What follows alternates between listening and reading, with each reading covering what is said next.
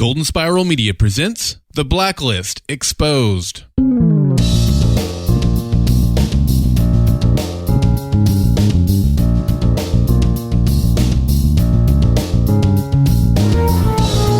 Everything the light touches, Orislan, belongs to your father, not you, because you are one crazy cat. Welcome back to the award-winning The Blacklist Exposed podcast. Greetings, one and all. I'm Agent Troy Heinrichs. And I am Special Agent Rory, and I am not CGI. Thanks for joining us yet again for number 180 on the Blacklist, Laszlo Jankowichs. Written by Lucas Ryder, directed by Christine Guy. Show notes and other intel for this episode of The Blacklist Exposed can be found at theblacklistexposed.com. Welcome back, everybody. Hope you had a fantastic time with this episode. This would be the epitome, Rory, I think, of one side it's like, this is damn batshit crazy, and the other side going like, holy crap, did that just happen? Yeah, I think I'm on both sides. Yeah. I'm still not sure what's going on. Nothing, because apparently now we're back to square one again because we have no clues and no leads. Yeah. But we saw somebody in the window. Somebody in the window. Was it real?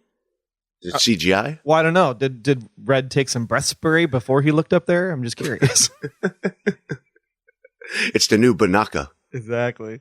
Oh, my gosh. Oh, if you guys are new to the show, we basically break down first some information from last week that we asked all of you in our profiling question of the week. Then we move into our case profile where we discuss all things Orislan, or otherwise known as Laszlo. I can't say Laszlo today. Oh, my gosh. Laszlo the Lion Tamer. Am I playing the role of Aaron? Like, I can't speak. Laszlo Jankowichs. Laszlo Jankowichs.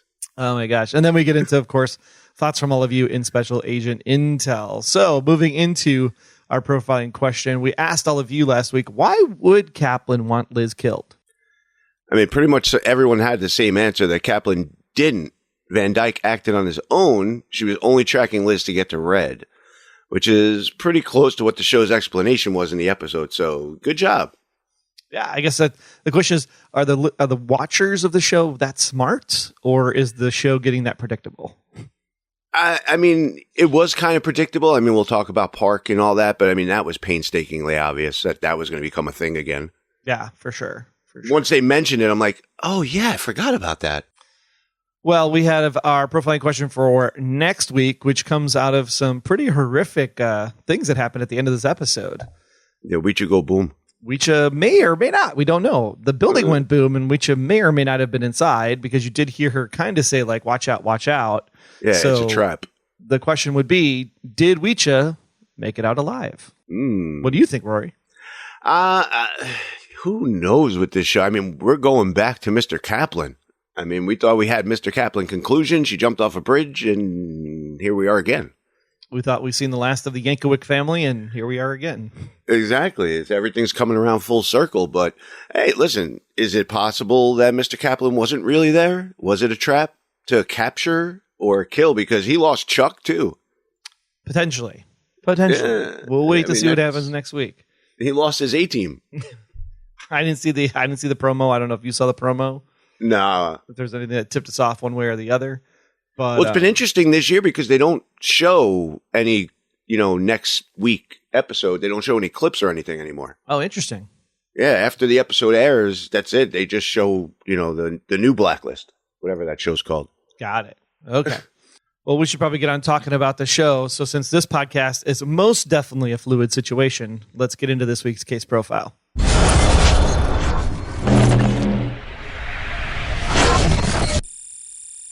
Well, we are going back to the well once again, folks. Yes, that's right. We have 2 episodes from the past that we can refer to this week. One of them, you may remember, is the Harem. And in the Harem, back in season 4, there was a Witsec list that Red was trying to get in order to protect one person named Maureen, who just happened to be the sister of one Mr. Kaplan. She found a group of people that were from the Russians that were hiding a body in Wisconsin, and then she was put in Witsec and moved to West Virginia. So we open up the show this week with Red paying Maureen a visit in West Virginia, since he knows where she is from the Witsec list. And as they're having a little conversation, Maureen gives Red the name of a woman that Kaplan was supposedly seeing, involved with, training, not sure, in Clara Moore. What do you think of Maureen's introduction to the show this week? Interesting. I think they set it up so that the opening shot, you think, wow, it's really Mr. Kaplan. But it's just funny. Is it breadcrumbs being left on purpose? Is the sister just playing Red? Is Red too blind to see it? I don't know. Who knows what's going on with this? If it's truly Mr. Kaplan back again, then Red totally got played this whole episode.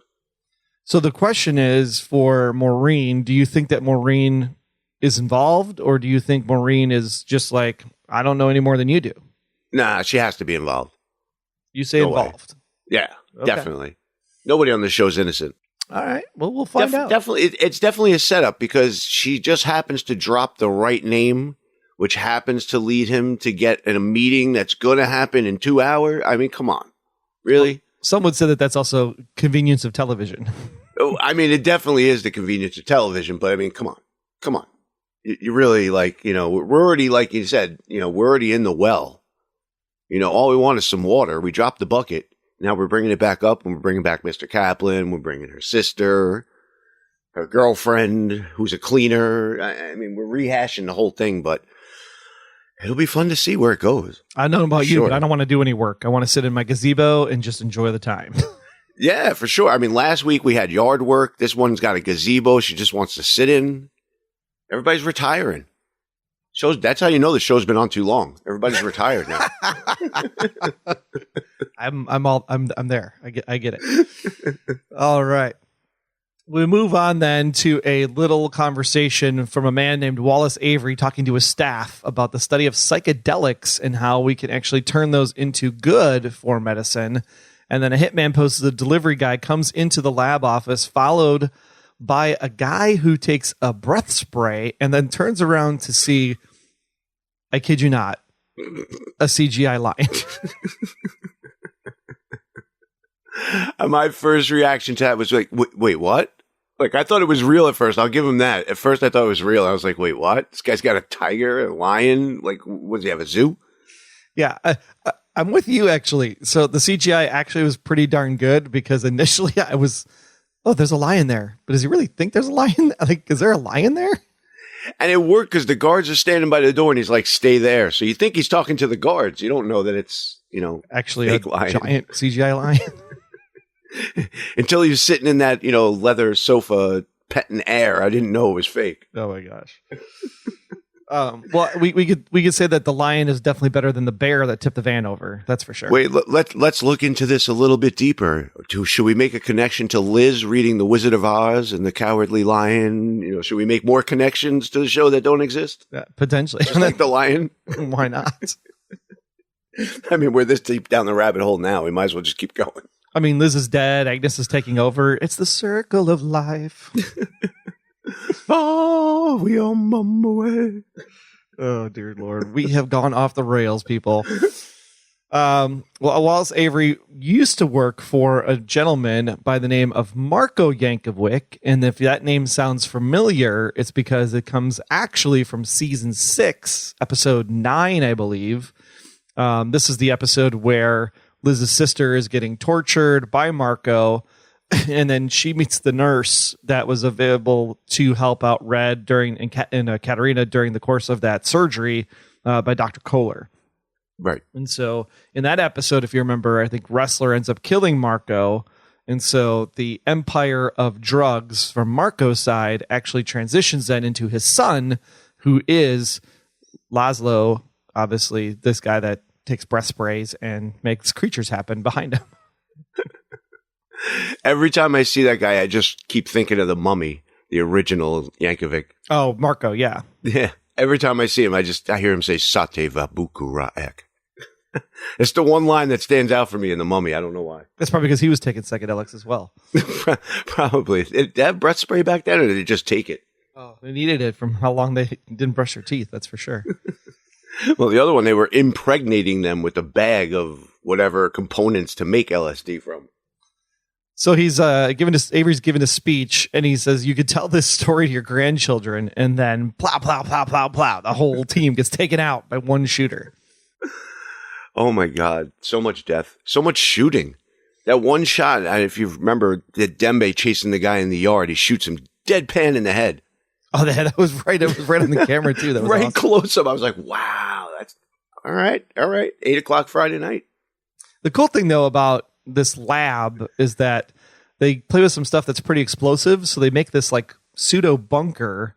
And then because the bunker is built to withstand an explosion, it's also acting as bulletproof glass. So Avery's actually able to be saved from the shooter, who is under the control of Laszlo, Marko's son.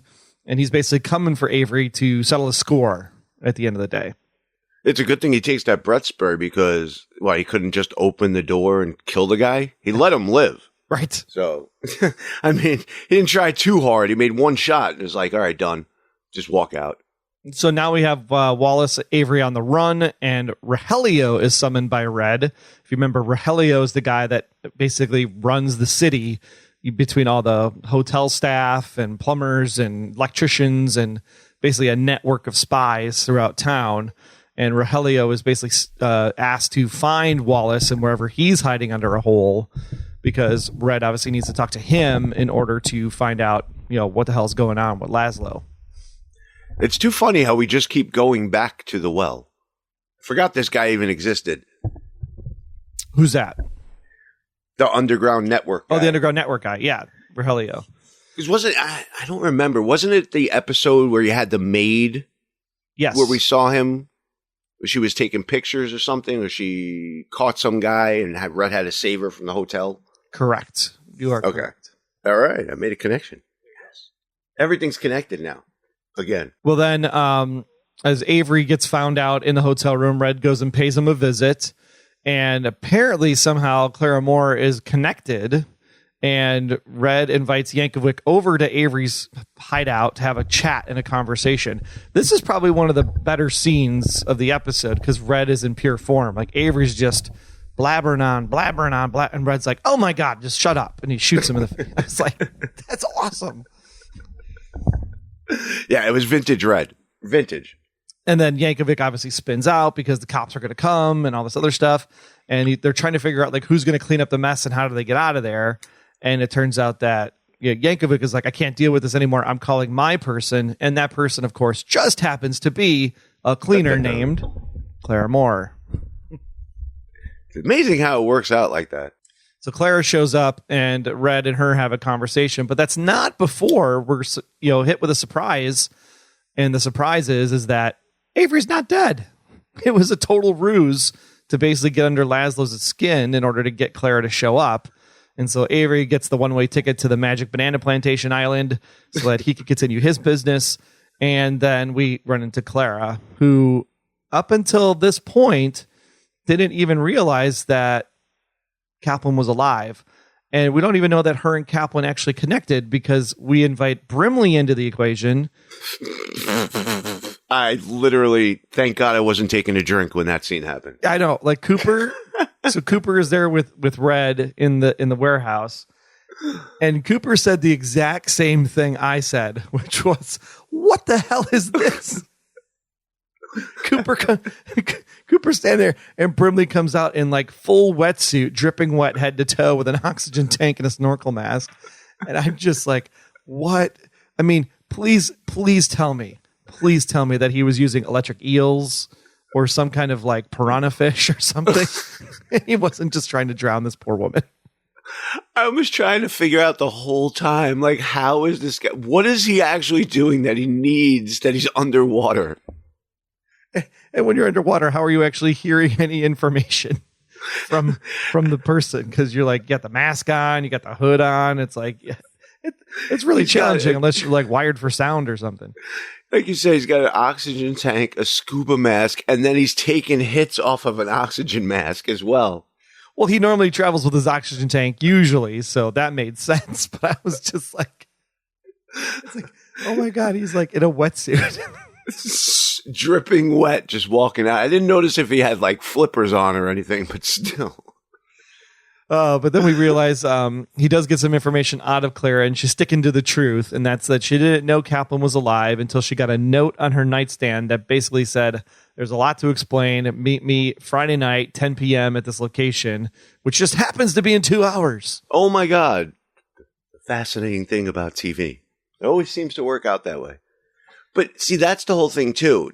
Nobody ever lies to Brimley. This is true. He gets the truth out of people. So maybe she doesn't know. And is this a whole setup? Because like Red said, doesn't make sense how she would be behind this whole thing. And if it got messed up and Liz got killed because of it, wouldn't you think she would get in touch with Red like, hey, this wasn't my plan? Something. Yeah, unless someone else has got Kaplan and pulling Kaplan strings. Like somebody, we've said it all along. Somebody knows the inner workings. That they were trying to take, Harold off the board.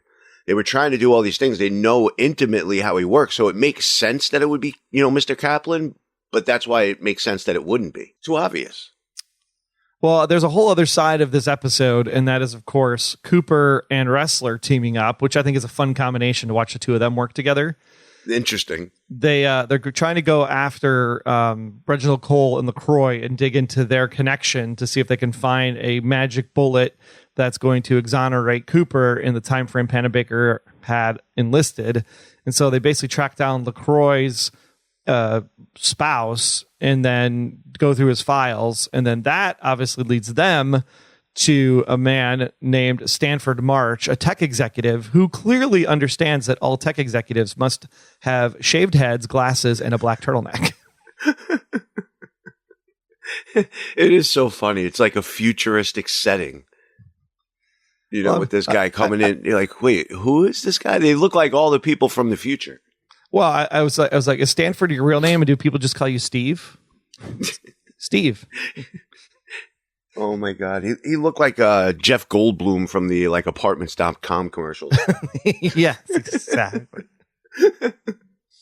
So it turns out that the scheme that Reginald Cole and LaCroix had going really was their own thing. It wasn't even tied into the larger narrative. And that's that Reginald Cole would find the people that had issues, and then LaCroix, posing as a lawyer, would come in and say that there was a suit filed against them in order to basically extort money from them and then take the money and run. And so Wrestler is just like, this is a great plan. Like, I am super impressed with these guys. I want to sign up on the team. He's thinking about his, post FBI career, what he could do. Exactly. But it's so easy. It totally makes sense. But again, what is how did this guy wind up with those discs? Why this guy? There's got to be more to it. And how did LaCroix know as much as he knew when he came into the post office, like spouting out all the stuff and like everybody's names? And it's a lot of like quick digging that they could find in unless they were fed intel. Yeah, I mean, do we really want to go another fake death on the show? But why not? It's already been done so many times on the show. It wouldn't make sense for Kaplan to fake her own death, survive it, and just lay low, and then come out of the shadows now. But I don't know. It feels like a reach. Well, we'll find out. Still don't make sense. You give this guy Red's criminal empire, directory.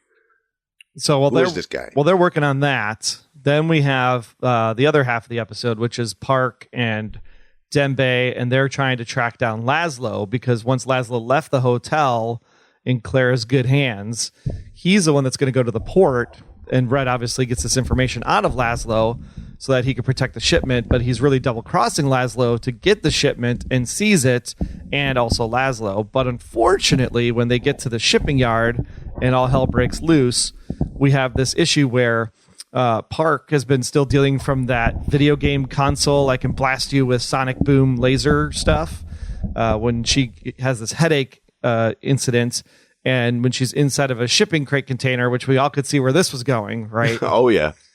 Gunfire goes off. She steps out of the dark crate into the bright light, and she gets double whammied, and therefore Laszlo ends up going in the wind, and Park ends up having to disclose her condition in her annual review back at the office.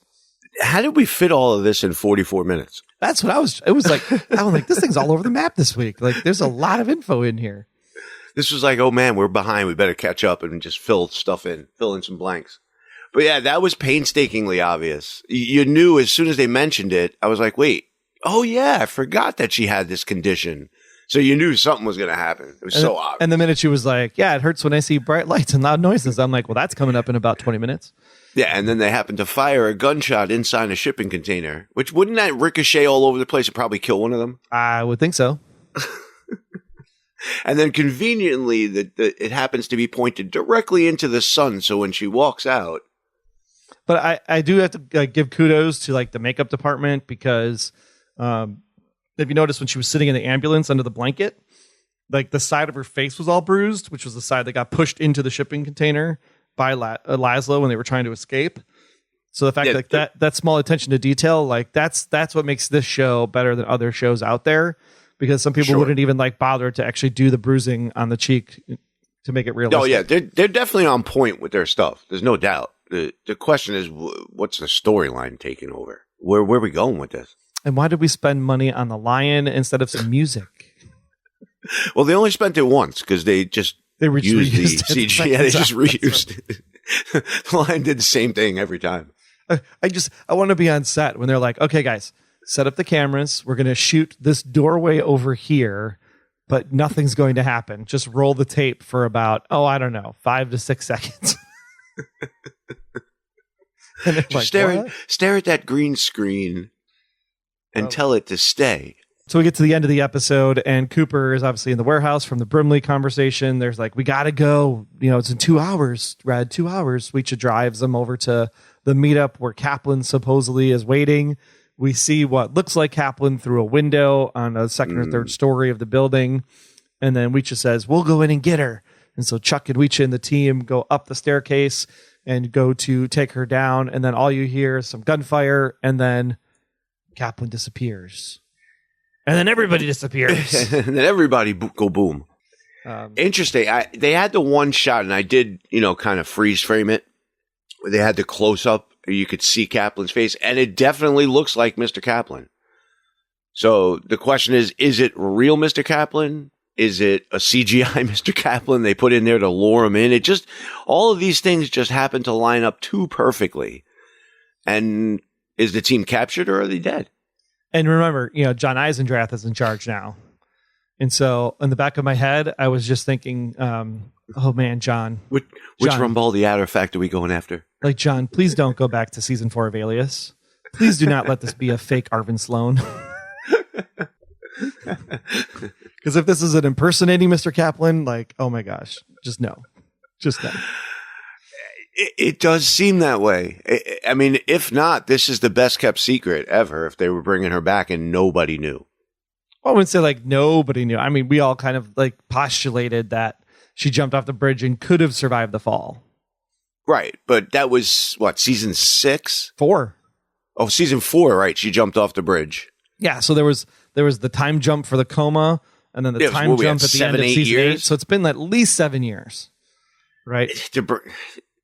You think she would really be able to lay low and not protect Liz if that was her ultimate mission? Yeah. Wouldn't she try to help Liz find the answers, find the truth?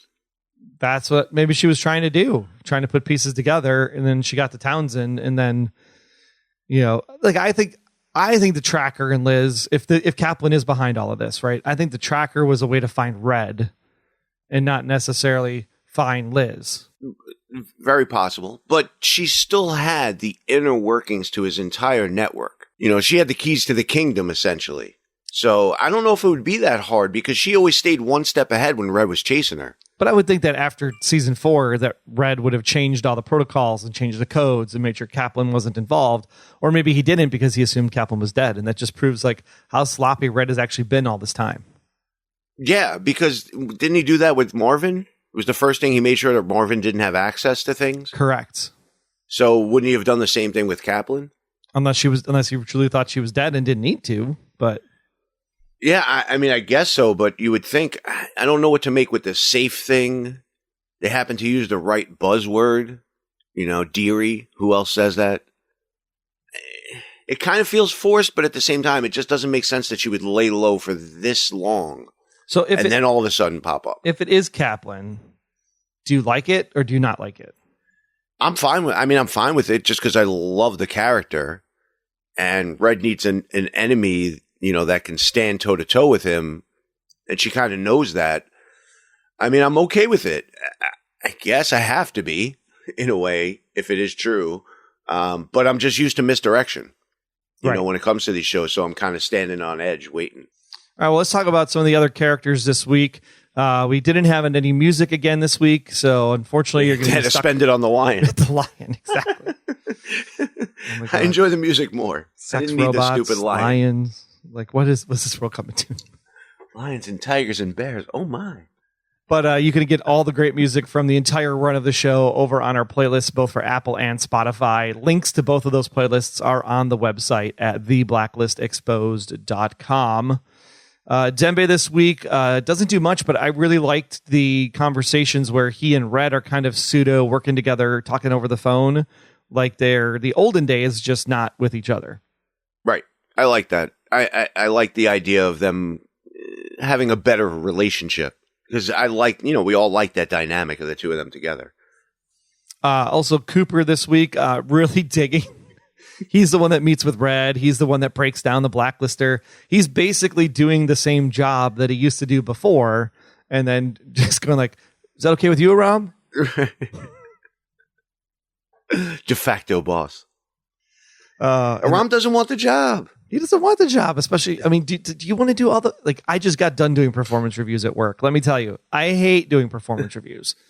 I don't hate like talking to my people and having conversations about their development and their future. That's the fun part of it. But like writing the freaking novel every year, it's just so not necessary when you like talk to them all the time. And you have to rate everybody on a scale of 1 to 5, which is also nobody's dumb. A 1 and nobody's a 5. Can I go on a soapbox for a minute? Go ahead. The reason why odd numbered scales exist is because people wuss out on telling people what they actually are. Agreed. Let me explain. So if you have let's call it a 3-point scale, right? You did your job, you didn't do your job, or you did your job even better, right? 3-point scale. So at the end of the day, if you're awesome or you suck, right? The minute you add that third point in the middle, what it does is it gives managers the ability to just sit on the fence and not make a determination about a person, right? You didn't suck, you weren't great, you just, It's like it's to try not to be non-confrontational, right? It's also demoralizing because you're like, well, like I don't understand. So if you're going to do any kind of performance review or rating scale, you need to do an even numbered scale, say 4 points, because then you can say you did good or you did better or you did crappy or you did shitty, right? But you have to make a determination: are they good or bad? And at least it tells people where they stand, so they know. Yeah, you're either good, bad, or you need improvement. Well, no, that would be a 3-point scale. So that's what I'm saying. That's why that doesn't work. Right. Nobody fits into just 3 points. Exactly. There's more middle ground than that. You need to be good, bad, better, or worse. So you got to have a 4-point scale. So if you were an HR person out there, make sure you implement a 4-point scale or a 6-point scale at your next performance review evaluation. Yeah, for real. It's not fair. And get rid of all the paperwork. Aram is asking you. I like the move though by Aram. He's like, I don't want to have to write the stuff. Why don't you guys write the stuff? Like that was the easy way out. Like I said, that whole arc, I was like, man, you know where this is going. I mean, come on. The whole point, like, I don't want to lie for you. I'm going to make you lie for yourself. The whole point of being a good manager is delegating the work to the people below you. What was that commercial? Delegate down. Exactly. That is the whole. You got people that work for you. Have them do the work. That's the whole point. You just manage. It's too easy to let her fill out her own survey. Oh my gosh. I really liked Wrestler and Cooper's interactions this week. They get a little bit heated as Cooper's saying like, "This is my life. I need to find something to save myself. I'm just going to go spend time with my family while I still can." With all the stuff that they crammed into these 44 minutes, I was kind of hoping we'd get that this guy wants to go after Wrestler because he killed his father. But I guess we didn't have time for it. That's actually a really good point. Like, since Wrestler was the one that pulled the trigger on Marko, why wouldn't we have something more on the Wrestler side? Because Wrestler's kind of been kind of a back burner character for a couple episodes now. Yeah, and you would think, this happened. I mean, this episode was what? That was season 6 with Jankovic. Yeah, right? 609. So that's been about 5 years now. So you figure this kid, was old enough to remember what happened. The FBI was involved. Reddington was involved, killed his father. He knows now that same, group is after him. Red's involved. Wouldn't you want to know where's the guy who killed my father? But unfortunately, he's not smart in the head enough in order to figure that out because he's like... He also misuses his banaka. Nice kitty. Soft kitty. Little ball What of are these fur. people? I mean, you could see that dude's face when he was like petting the air. This guy's like, and we're taking orders from this guy? Oh my gosh. And the laugh when he's talking to Avery on the phone. It's like, oh my, he's lost it. He's the Joker on mist spray. Joker on mist spray. Oh my gosh. Put that It would have in the been funny if he podcast turned to a lion and asked him, why so serious? title. Why so serious? Oh dear God. Oh man. We already talked about Wrestler and his loving of the ingenuity of the Cooper or the LaCroix and Reginald scam. Yeah, you've never seen Wrestler that happy before. Yeah, he was super excited. He was like stoked, like he was just like a kid who got his first $20 for mowing a lawn or something. He was super excited. Park, obviously, we talked about the loud noises.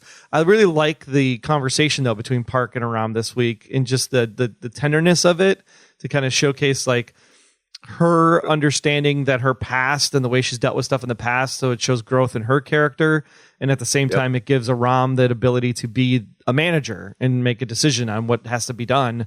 So it shows his leadership ability at the same time. What did you think of that exchange? I loved it because, Aram is like the empath on the show. That's his job. He's empathetic to people. He really cares about them.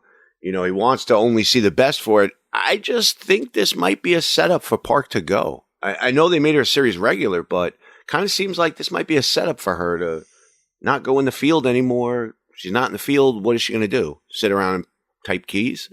That's not her. That's not her job. It's musical chairs is what it is, right? Because if Aram is now Cooper, then someone has to be Aram, and therefore Cooper becomes the agent in the field, which would take over Park. Right. So it's a setup for something else. I just don't know what it is yet. It's definitely a setup. I am sure we will find out soon, because don't worry, Aram's just going to be here filling out paperwork. Best job ever. It's the old story. Everybody wants to be in charge, or everybody wants your job until they have to do it. And Aram doesn't want this job. He was forced into it, but who are you going to give it to? The psycho Park? We already talked about that last week. The drug addict wrestler? Dembe's on the fast track. We're going to just make him director. Why not? He actually probably wouldn't be that bad of a choice, to be honest. No. I mean, look, if you're going to let him in, you got to let him climb the ladder, too. That's right. He's the next man up because there ain't nobody left on the task force. Well, Park could do it. Maybe that's the play, right? If Park's going to be sidelined, then Park would be the one that leads the task force. Could you imagine like Dembe showing up for like a security briefing? They're like, wait, didn't you used to work for Reddington? Didn't you kill many people? Oh, you're the guy now? Oh, okay. No big deal. You're an agent now? Wait, what? But I think the best line of the night comes from Red.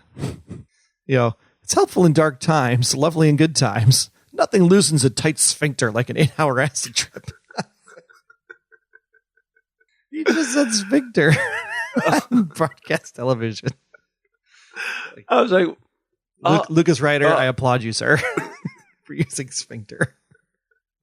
I'm like trying to put it together. I'm like, wait, what does that have to? Oh, okay, I get it now. His ass is so tight. Put a lump of coal up there. 2 weeks, you'd have a diamond. You'll have a diamond. Oh my gosh. But it'll be pretty because it's laced with LSD at the same time. You go on the acid trip and then you go on the toilet trip. I mean, hopefully everybody was as obvious as we were. Like, there was no way Maureen was not going to get a gazebo out of the visit from Red, because that's just what Red does. That's what he does. Just needed to have another conversation under the guise of, I'm going to build you a gazebo. Well, speaking of conversations, what did you think about Maureen and Raymond having tea, sitting there as Maureen talks about how she just wants a simple life and what a simple life could be? It's so hard. I'm a cynic of the show. I just always assume that everybody's lying. seemed too obvious. Her demeanor, she was too cool. All of a sudden, Raymond Reddington shows up. It wasn't even a surprise to her that he shows up. So maybe he was there before. See, I'm looking at that conversation, and as Red's listening to Maureen, like, he's just like, yeah, why the hell do I do all this stuff? Why the hell am I running around chasing? Why do I care so much about this stuff? This is what I want to garden. I want to sit in my gazebo, rake the lawn. I just want to slow down. So I think in that moment, he's definitely contemplating, like, what does it look like in the end again? Like, when is it ever going to end so I can have that simpler life? Never. By your own choosing. Because you can't let anything go. That's the problem. You hang on to all this stuff. He's so determined to find out who killed Liz. When is he going to retire? Because as soon as you find that out, there'll be something else. This is the life you chose, my friend. You don't get out. There's no getting out. So I found this one interesting too. It's your country, your government, right? Red always says those things. Yep. And then here's Red helping Rogelio in the car study for the citizenship test. giving him like what do they call them, monikers or whatever? Things to help you remember. Yeah, the flashcards. Well, he's like giving him phrases too, like, you remember the job that this guy did back in the thing, and it's like, oh yeah. That had to have been probably one of my favorite scenes, because they're just going like, this is like me and my kid on a Saturday morning trying to review for a test. Oh, and by the way, while you get a drink of water, check the network. Like, please hurry up, do something for me. Right? It's like, all right, we're on a roll. I'm helping you study. Find me my guy. So, and then Red and Cooper obviously stay back during the course of the raid when they go bust into the fortress of Kaplan before the explosion happens. So overall, what did you think of Laszlo Jankowichs? Definitely some LOL moments. I think we're moving the storyline and bringing back storylines we forgot even existed. It's interesting to see where it's going. Would you be okay if it was Kaplan? I think I'd be fine if it's Kaplan. I'm just having a hard time trying to figure out, okay, so if our only clue was Clara Moore, and Clara Moore now gave me this clue to go meet up with Kaplan at this place that's now exploded, like Weecha has to be alive, because Weecha has to have something from this place that's the next clue. Otherwise, we're back to square one again. Right. And we only with the exception of he knows she's alive, but what's his next step now? Yeah. Like, how do I track her down? How do I find her? We only got 5 episodes left. Right. There's not a lot of time left. I did read one thing that supposedly there's an episode of Mr. Kaplan's sister. I might have read that somewhere. Like, she'll be like a blacklister? Yeah. Oh, interesting. So again, I don't know if it's true or not. I try to stay away from them. Sometimes you can't. So I happened to come across that one, and I said, oh, that'll be interesting for the storyline, because now people will say, well, it's not really Mr. Kaplan. It's Mr. Kaplan's sister trying to get revenge on Red for killing Mr. Kaplan. That story I don't buy. No, it's too forced. Yeah. Too forced. Because you would think that after Red shot her and she's with the Woods guy, you would think when she made her way out, she would have gotten in touch with somebody, called her sister would have helped her. She wouldn't have gone on all that stuff by herself. But I'm okay with it if it's Mr. Kaplan, just because I love the character, love the actress. So it would be great to see her come back on the show, but we couldn't figure anything else out. Agree. That's where we had to go back to go forward. That's usually how it goes, though, right? It's the way it's, on television, that's the way it goes, but you take 1 step forward and 2 steps back. And it, what are you singing Paul Abdul to me? Opposites attract. But we're still, as you guys have talked about, we're nearing the end of season 9, an entire season, and we're still talking about Liz. Yeah. Everybody was so concerned that she's going to be off the show. She just doesn't have a physical appearance. Correct. She's still the show. She is still Red's purpose. She is still Red's guiding light. Everything Red does is going to be about Liz, for Liz. Right. And then eventually it'll transition to Agnes. That's season 10. Agnes becomes Red's protege. All right. Well, we want to take a quick second to say thank you to those of you who are supporting the show by going to Patreon. That's Patreon, patreon.com/theblacklistgsm. We want to give a special big thanks to our honorary blacklister, Patricia. Special shout out to our task force members, Marilyn, Cindy, James, Jens, Joni, Johnny, Justin, a lot of J's, Karen, Catherine, Shannon, Lacey Ann, and Vanessa, all official task force members.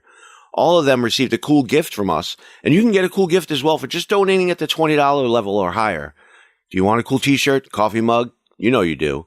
You don't have to stay at the $20 level forever, just a few months to get the cool gifts. And we're also making sure that you, all the $5 patrons and above, get the episode before everybody else.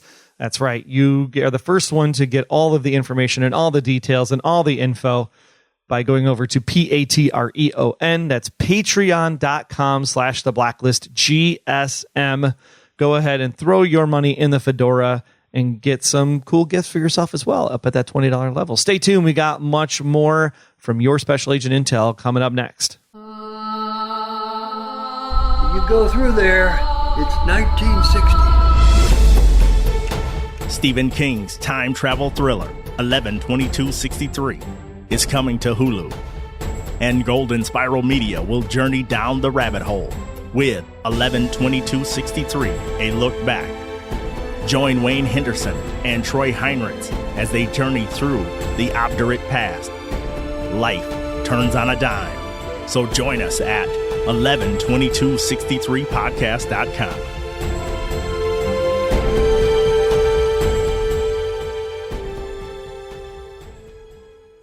Hey, Dembe Loyals, this is Hisham Tawfiq. You are listening to Blacklist Exposed on Golden Spiral Media. Well, on to Special Agent Intel. Rich wanted to talk about avocados from Mexico. Hey, I can't stop singing that. Every time that episode, I was like, avocados from Mexico. I'm like, I got to stop. He said, hey, guys, another great episode pulled from the headlines. You guys just seem to be out of the loop on this, so here's the link to Adam Ruins Everything. Love that show. They talked about how avocados and the drug cartels are now involved, together, that, they're using avocados as a front. But he was impressed with the research done by the show. The writer's Nick was talking to Aram, and he was talking about how the code would be done. He stated, after the next epic, which is a term used in agile programming methodology, it is completely believable that college kids can turn the code into a weapon. And lastly, his money is on Scotty. I know a lot of people have been talking about Scotty. She took care of Agnes for a time when Liz was doing her work with Red. I could see her wanting to get Agnes back, which means that she would need to get Liz and Cooper out of the way. She would have the resources. She was not floating face down in a river. Keep up the good work. From Rich. Awesome. Thanks so much, Rich. Yeah, I love the Scotty angle. Like I like Kaplan because she could have survived the fall, but I think Scotty was an interesting character, and I think that they could go back to that well and it not be like a stretch, right? Yeah, no, I agree. I mean, look, either one really works. It's just Mr. Kaplan's more tied into the story than Scotty is. So it would be nice to bring Scotty in and have a little bit more background story, hear what happened with Howard and all of those things. So you could have a whole different direction to go because we don't have that much info on Scotty. What if they're working together? That would be great too. Why not? Yeah. Or Kaplan's feeding information to Scotty, and then Scotty's making the execution happen. And if we get Scotty, you know who else we get? Mr. Solomon. That would be phenomenal. That would be great. I love me some Eddie Gathegi. That is for sure. Oh, that would be so good. Well, Sharon Crady said, we assumed that the safes were built just 2 years ago prior to Elizabeth's death, but the duplicate safes could have been built in season 4 when Kaplan was trying to ruin Red. Red put the DVDs prior to the plan for Elizabeth to kill him. After Kaplan's death, maybe someone found her notes. I'm sure she kept notes. And then maybe they set about to ruin Red to get even for Kaplan. When Red showed up to put the DVDs in the safe, he actually put them in the duplicate safe, not the original. I don't think that last part is true. Because they showed that the safe was taken from the villa and replaced with the other safe, which means they could have gotten into both safes because they would have had both codes. Right. Well, because if I remember correctly, and again, I could be wrong, but when he was talking to him about the safe, he said that, Mr. Kaplan wanted the safe coded the same way as the original safe, which means that Red's imprint would have been in there already. Right. So that makes sense, that they did it that way. But again, the only thing that doesn't make sense is if you went back that far, because remember, we said Kaplan's got to be at least 7 years ago, that this plan was in place that long ago. This guy's been living in that villa with that safe with those tapes for 7 years, waiting for this moment for Liz to die, or for Red to die and Liz to go get the tapes from him. Right. It just, the whole thing it doesn't match up for me. It really doesn't. I like the idea they needed a connection to bring Kaplan back or trigger Kaplan in Red's mind, but this just doesn't make sense. It's too long. And I do like the whole Maureen aspect, right? Like, we got introduced to this like sister at one point in time in the show, so it's at least within the show canon that you could go back to her in order to drive story forward. So right. I'm totally cool with that angle. There's not a problem with that at all. No, and like I said, I like the idea of Kaplan coming back, but it's just such a stretch because it's been so long. Long. She's not going to wait that long. And then you're going to tell me after Liz gets killed by Van Dyke that she wouldn't come out and say, listen, this is not what the plan was supposed to be. Let's work together to get these, whatever. She's not going to all of a sudden still keep coming after Red, so focused on killing Red that she killed Liz as a byproduct and was okay with it. Well, Rory, thanks again so much for being here this week. I know Aaron was out fishing in the Gulf of Mexico, that bastard. Avocados from Mexico. See, it comes back to Mexico. I love being here. You guys know I love talking Blacklist. Anytime I can, I love it. And I think Rory's going to be back one more time yet this season, probably in the month of May, which is just around the corner. And you can't see it, but I'm doing the robot dance right now. Well, I think with that, we'll conclude this discussion. So now's the time to recommend the Blacklist to your friend, your enemy, or your neighbor. And when you do, please also recommend they listen and subscribe to the Blacklist Exposed podcast.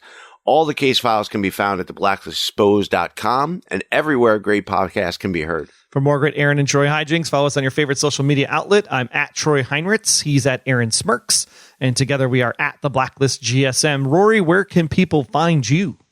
I am at BB Rizzler on Twitter. All right. Or as we call it now, the Elon Musk service. And if he doesn't change it to MySpace X, we have a problem because it was a mismarking opportunity.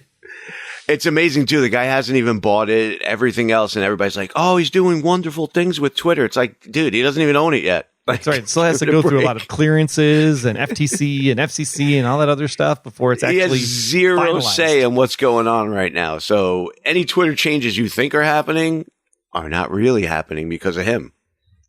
Well, big thanks for listening. Don't forget to answer the profiling question for next week. Did Weecha survive? Yes or no? And Aaron will be back next week as we continue on with the rush to the end of season 9 here on the Blacklist Exposed. The setup for season 10. It's coming. It's coming. Can't wait. It's coming. You can't stop it. It'll be here forever. All right. Be well, guys. We'll see you soon. See ya. Until next time, I'm Agent Troy Heinrichs. That's at Troy Heinrichs on Twitter. And if you want to learn more about me, just visit, about.me/Troy Heinrichs. And I'm Agent Aaron Peterson. You can hear me talking about movies and TV on the Hollywood Outsider podcast, as well as Remake This Movie Right. We are available at thehollywoodoutsiders.com or on Twitter at 5popcorn. Be sure to subscribe, download the app, submit your feedback, but most importantly, keep yourself off of The Blacklist.